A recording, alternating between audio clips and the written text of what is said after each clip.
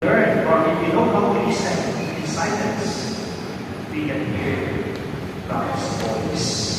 Kung marunong tayo makinig sa katahimikan, marinig natin ang Diyos. At kung meron tayo na magkakataon na makinig, marunong din tayo sumunod. So, balikan natin yung Evangelyo. Sabi nito, ng isang tao, isang babaeng sumigaw mula sa karamihan, "Mapalad ang babae na dahil sa iyo, sa kanyang sinampunan at nagpasuso sa iyo. Mapalad ang babae na iwan sa iyo sa ito, sa kanyang isang tao, ni Jesus." Pero binalitan ni Jesus sa nanay niya, yung sinabi ng tao, "Higit na mapalad ang mga nakikinig sa salita ng Diyos at tumutupad ito." At yun ay walang iba, kundi ang mahal na pinagdali niya. Mga kaibigan, sa araw na ito, pinagdiriwang po natin ang kapistahan na mahal na din ng Fatima. Kaya ito po yung ating galing na Evangelyo sa Marian Gospel, because today we celebrate the memorial or the feast of Our Lady of Fatima. Tayo mga Pilipino, tinatawag tayo Pueblo Amante de Maria. Pueblo de Amante de Maria, sa salitang Espanyol, Kastila, na ang ibig sabihin ng bayan na pamahal kay Maria. Mga kaibigan, mahal na mahal natin ang ina ng Diyos. Bakit? Sapagkat inarin natin siya. Tandaan ninyo, nagmamahal kay Maria ay minamahal din ni Jesus. Kailanman hindi nagsiselos ang Panginoon Jesucristo kapag lubos-lubos yung pagmamahal natin sa kanyang ina. Tandaan po ninyo, may malaking pagkakaiba ang pagsamba sa veneration. There is a big difference between worship and veneration. As Catholics, we worship God alone. Ang Diyos lamang ang ating sinasamba. Wala nang iba. Pakinggan niyo po mga kaibigan. Listen. We do not worship the Blessed Virgin Mary. We do not worship Saint Joseph and the other saints. As Catholics, we worship God alone. And worship in Greek, we call it latria.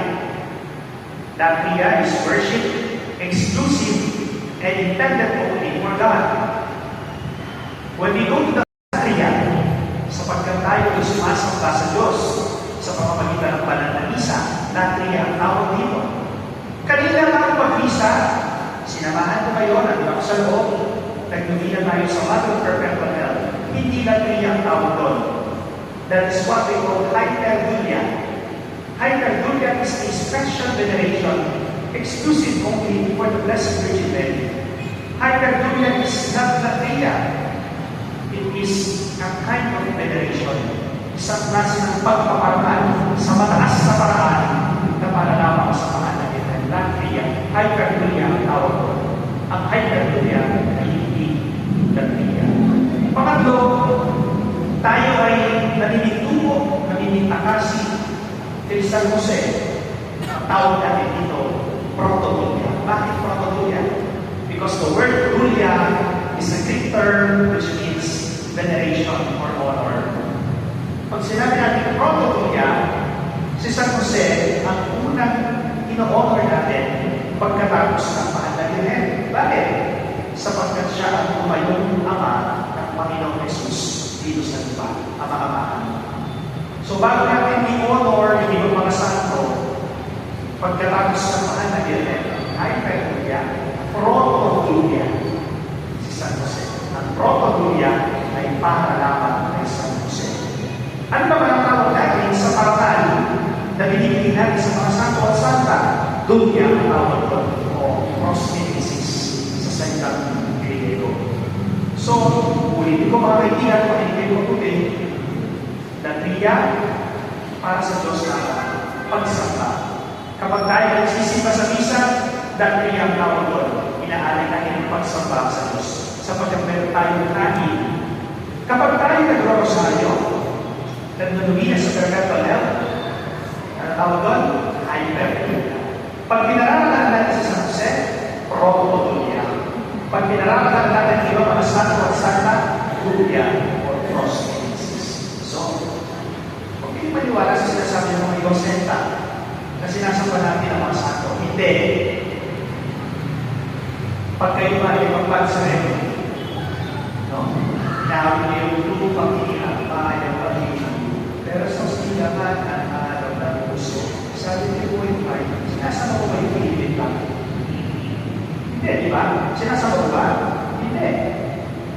Pero kapag ikaw, habang inaawit yung lupang hirap, nagkakad ka sa kalsada, nagkakad ka sa daan, habang narinig mo inaawit yung lupang hirap, anong gagawin sa iyo mga polis? Uhulihin ka. Bakit? Kasi wala kang respeto sa watawat ng Pilipinas. Ang watawat ng Pilipinas ay sumisimbolo sa ating pagka-Pilipino at sa ating bansa. Hindi natin ito sinasamba, pero ito ay ating nirerespeto. Ang tawag ko doon, proximities. Nakuha niyo ba yun? So, hindi natin sinasamba ang watawat ng Pilipinas. Ginagalang natin sapagkat sinisimbolo ito ang ating pagka-Pilipino. Ang mga santo, hindi natin sinasamba. Yan ay mga representations lamang ng mga banal na nasa langit. Hindi natin sinasamba. Isang paalaala lang sa atin na sila ay tao katulad natin na nabuhay sa kabanalan. At tulad na tayo natin sa Ebanghelyo, sila rin ay nakinig at sumunod sa salita ng Diyos. Kaya sila ngayon, kapiling ng Panginoon sa natin. Hindi sila sinasamba. Pinararapalan sila. We honor them, we venerate them, but we do not worship them. The Blessed Virgin Mary, we honor her, we love her in a very special way, but we never worship her, but we love her. Tandaan niyo mga kaibigan, kung sabi ni Pope Francis, a Christian who does not love the Blessed Virgin Mary is an orphan because he has no mother. Ang isang Christian is, we pay our respect to Mama